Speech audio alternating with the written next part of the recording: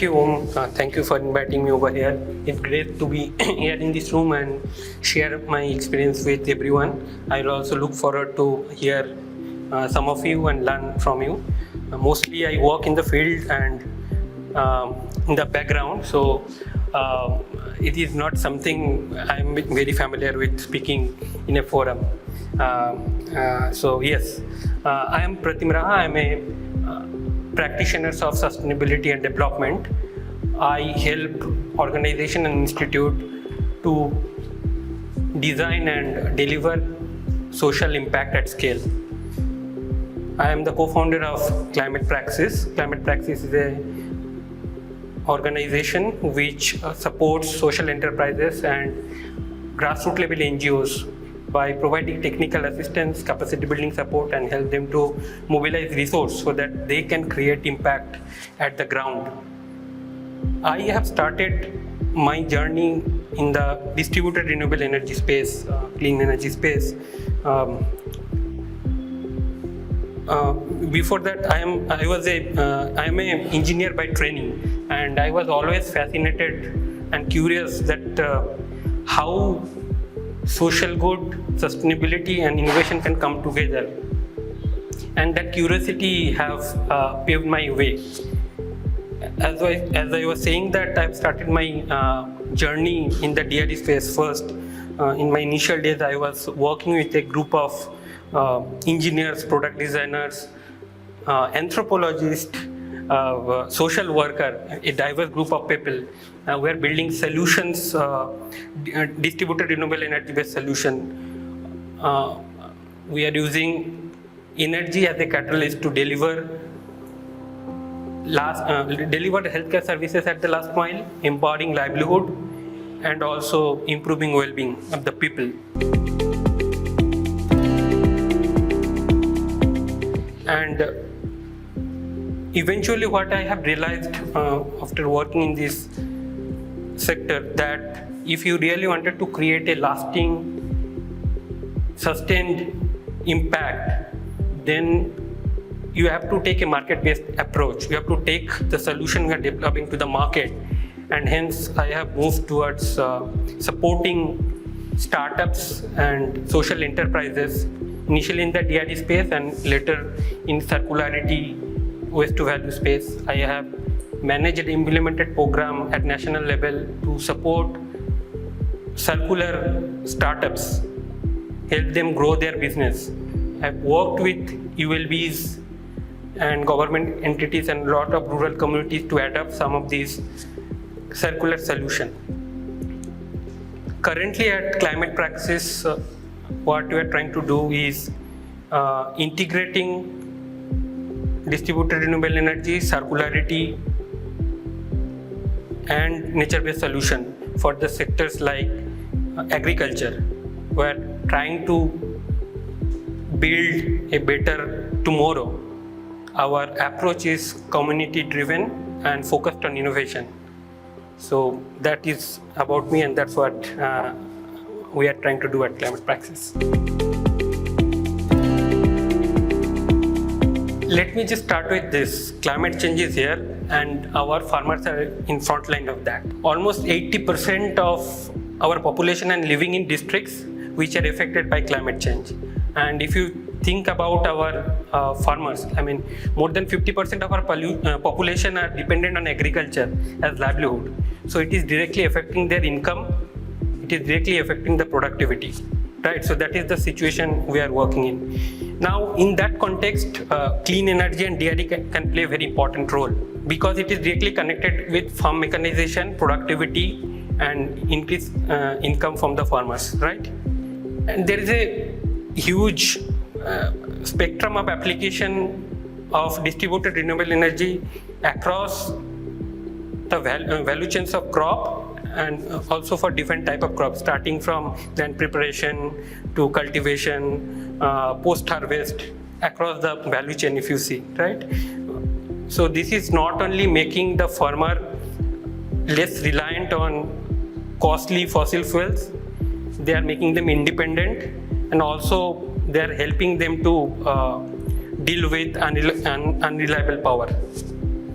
So So there are some statistics that says distributed renewable energy can impact more than 37 million livelihoods in India, and it can create business opportunity for 50 billion USD. So that is the scale we're talking about. But these are all mere numbers and statistics. What does it mean, distributed renewable energy in action on the field?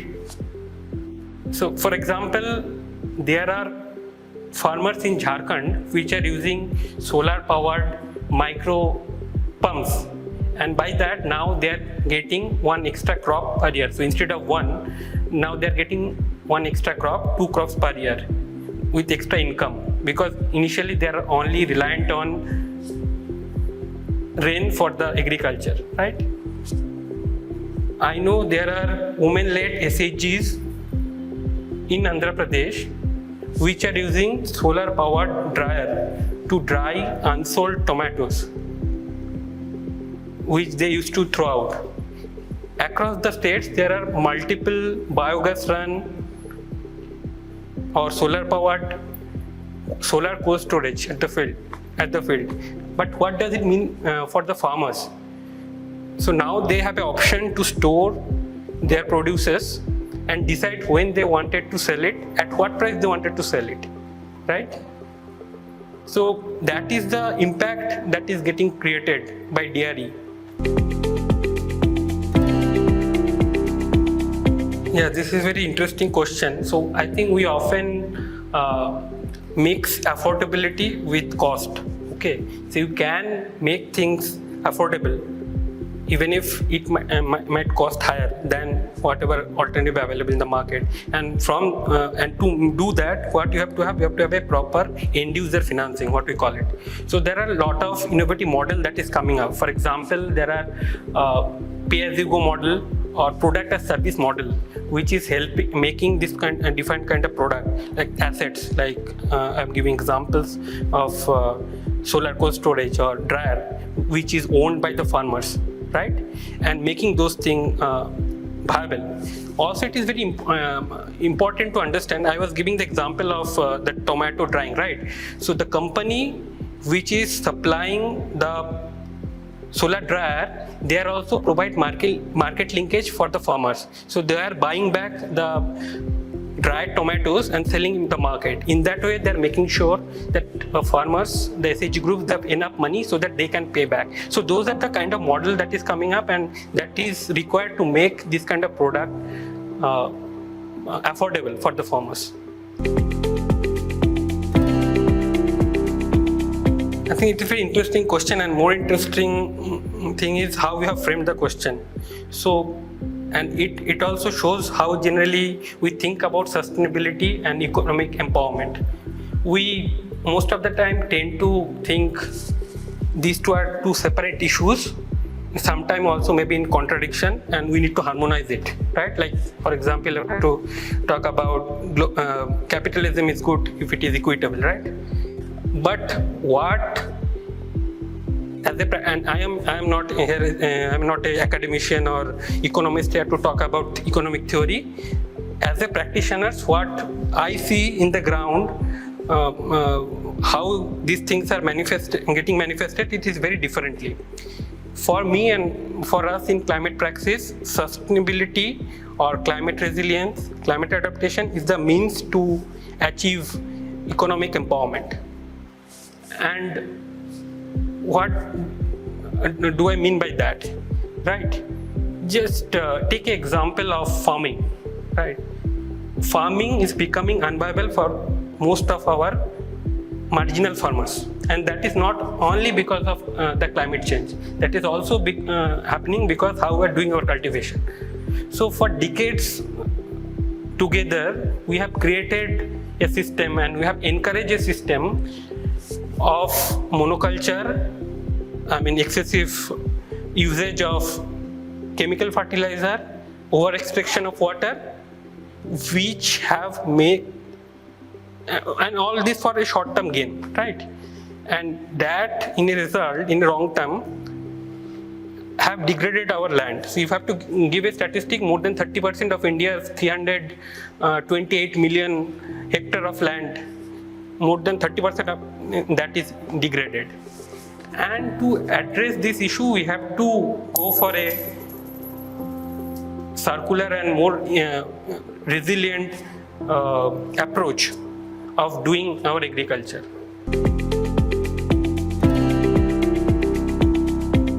Yeah, so I mean, in our space, we say pilot never fail, pilot never scale, right? And in my experience, what we have seen that most of the successful pilots are driven by motivated individuals, either that or it have been backed by institutions which have the appetite to absorb risk. But if we have to take the learning from some of the successful pilots and to embed our existing system, I think the question is how we can do that. And for that, I think we need to have a ecosystem, we have to enable our ecosystem, and we have to align the interest of different stakeholders which is working within this ecosystem. And how we can do that? I think there are 2-3 very important steps to achieve that. First of all, data and evidence is very important. Data and evidence is important to influence policy and also to attract capital for the kind of sector we're talking about, right? Second is capacity building. Capacity building of the stakeholders, starting from policymakers, practitioners, consumers, and even financiers. And third thing is partnership. Partnership plays a very important role. And so most of the sustainable solution or technology we are talking about, those are working in a emerging market, and the kind of customer we are trying to address, they are economically vulnerable. The policy space is ever evolving, and you are dealing with issues like behavioral change. So my point is, it is not very easy place to scale or develop some of the solution. But what we need to do, if we are really wanted to scale up some of the solution, we wanted to do go for a green transition, as we say, right, Samaj Bazar Sarkar, everyone have to come together, and we all have to work together to scale some of these solutions. And innovation can play a very important role. Some of the examples I am already giving, right? How we're making things affordable for the end users. So those models are very important. Some of the very interesting model that is coming up and helping the solutions are specifically in the financing space. I have to talk about. One side you have institution enterprise. For financing for them, you have alternative financing mechanism like carbon credit programs, you have blended finance, you have FLDGs, facility deferred guarantee, all those things are there. But more interesting to me is when I see there are new startup and technology coming up with underwriting credit for small farmers and micro entrepreneurs, and they're coming up with alternative credit scores, because most of the people, maybe they don't have a credit history at all. For example, there is some organization, they are looking into how many cows you have in house, and based on that they're coming with credit scores, and that is helping consumers, farmers, some of the adopters of these technologies at the bottom of the pyramid to access financing so that they can get some of these technologies. So I feel there are a lot of promise, but we all have to come together and we have to join our hands. Partnership is very important, and specifically for these emerging sectors. As I was saying, the organization, they are not only growing themselves, they are also growing the sector. And unlike any mature sector, what I see, more than competition, people are coming together so that they can join hand and take the whole sector ahead. Then only you can progress in this specific sector. There are a lot of organizations that are working in blended finance space, but the challenge in blended finance place is at the scale it works. Most often or not, the transaction cost for designing and structuring a blended and costly, and that's why that is happening at a very large scale. For example, multinational organization, etc., they are using this kind of blended finance architecture, But at the same time, an organization like Will Grow, they are trying to have very simple innovative financing tools, which also we can say blended finance, right? What is blended finance? Blended finance, basically you are getting philanthropic capital and with commercial capital. You are trying to absorb some of the risk for the commercial capital through the philanthropic capital, right? So there are very simple structure they're trying to do, like very simple, like just risk guarantee, providing grant for risk guarantee, which can enable, you are giving 25 lakh grant to get a loan of 1 crore. And that means a loss. That means a lot for the organization which are working in the ground. So yes, there are blending finance in place.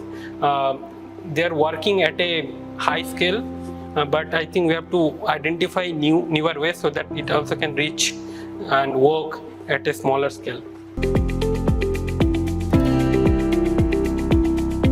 Very interesting question. So first of all, I think I am always an advocate of decentralized solution, and that is also pretty much quite